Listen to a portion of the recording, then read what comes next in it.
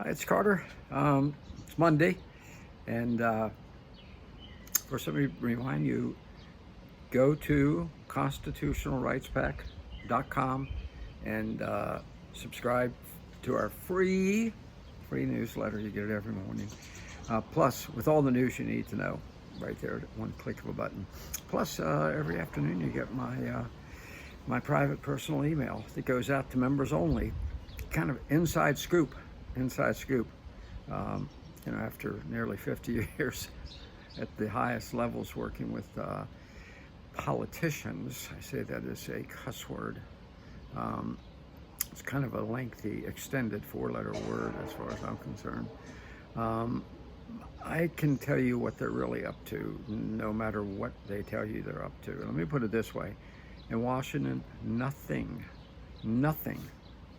zilch, nada is as it appears to be. So get subscribe now, get my afternoon private personal email that fills you in on what's going on behind the scenes. And if you subscribe today, you're going to get the column, the Clues Views column I'm going to write as soon as I finish this message to you.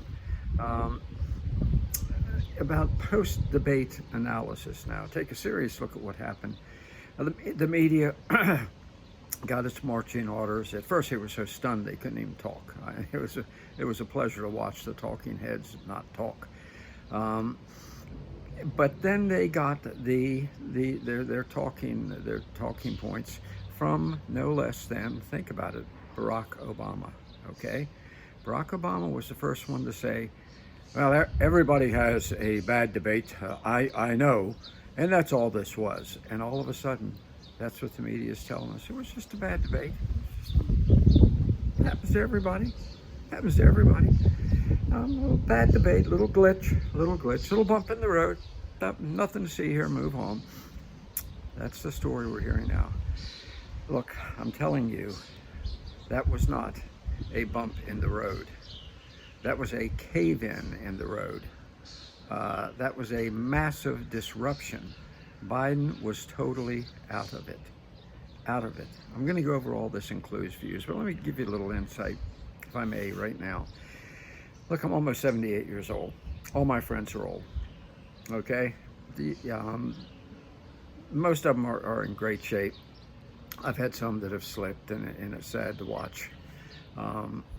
There's one of my younger friends there, a good black friend of mine who lives right down the street. I live in a lower middle income neighborhood by choice. Totally racial mix. We have total, man. We like the UN, except we're nice. We're good people. But back to Biden. The friends I have that are slipping, some of them have dementia, but I don't have any of them that have the degree of toxic dementia that Joe Biden has.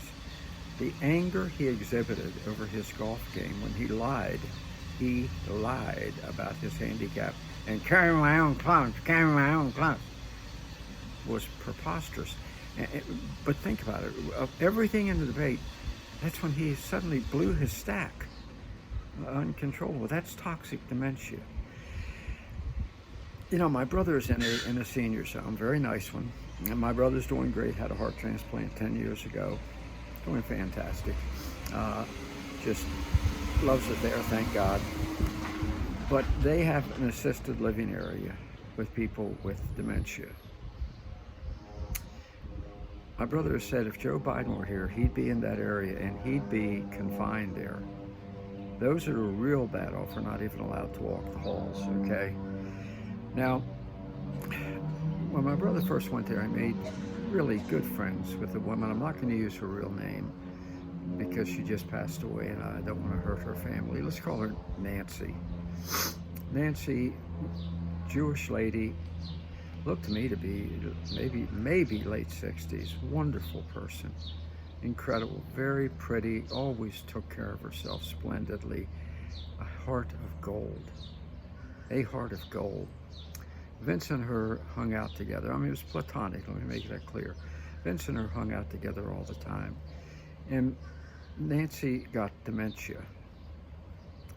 And we watched her as she slowly evanesced, as she slowly faded. Now, she was never toxic.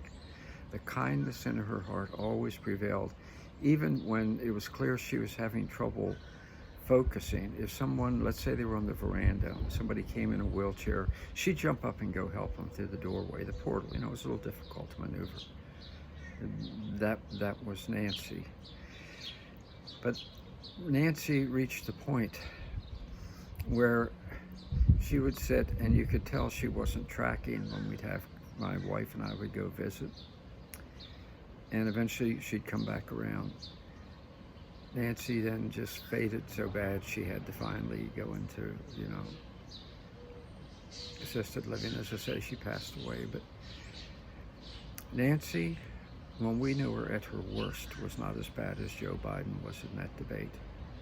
She never was totally out of it and just frozen with a vacuous look the way Biden was. She never finished her sentences. Never. She never walked like a mannequin the way Biden does now. You know, and as you looked at him, he kept looking vacantly off stage. At her worst, she never did that, okay? That's how bad Biden is. And it's the toxic element of that with Biden that really frightens me. This man, in a fit of anger, I can promise you, will say and do anything. How do you get that angry about a golf score? For God's sake. Yelling. Now you start to understand why he has sent, I'm telling you, I'm blaming him, yes I am, 600,000 young Ukrainians to their death in a war that he knew from the beginning was unwinnable. We all knew it. I kept saying it and pleading for it to stop. As Trump says, it never would have started had he been in office. And I don't think it would have started under any other president except toxic Joe Biden, who I have no doubt in a fit of anger kept ordering more and more of a buildup. He sent about $1 trillion over there now to kill those young people. They're now losing about 2,000 a day, and Biden is still, we're going to win this. Toxic dementia. That's what bothers me most. What else is this man going to do? What vile act is he going to commit just to get back at other people who somewhere way in his past may have offended him? You ever think that maybe his obsession with homosexuals may have something to do with something that happened in the past where maybe he was teased? He was never very manly. I'm not saying he was a gay, but maybe he was never very manly. I remember him when I worked with him in the Senate. He is not a manly man. He has no chest, for one thing. Maybe he was teased as a child. Now I'm going to get them for what they did.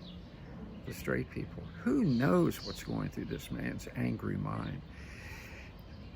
But we do know this, he's got to go. And my column is going to suggest what I think is going to happen. Make sure to go to constitutionalrightspack.com, subscribe now to get today's column. Remember, it's all free, and then you're as Dobie Gray say, you're part of the in crowd.